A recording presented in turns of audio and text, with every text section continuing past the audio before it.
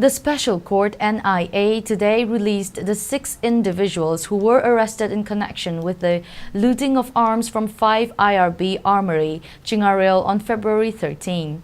The 6 accused were produced before the Special Court NIA Imphal East W. Tonen Meitei.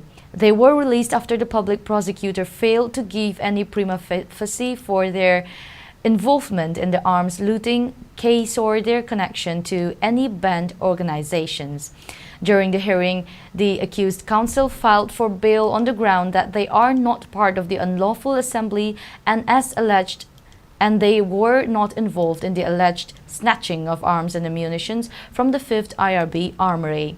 The defendant's counsel also stated that they are not members of any banned organization and also submitted that they are all innocent citizens of India. Further, the counsel also pointed out that no incriminating articles were recovered, seized from their possession in any manner except vehicle, Activa and mobile phone, which are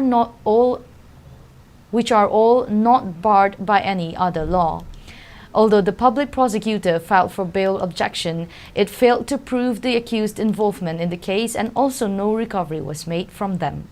Citing this, the Special Court released the accused citing a Supreme Court order in 2024 special leave petition case.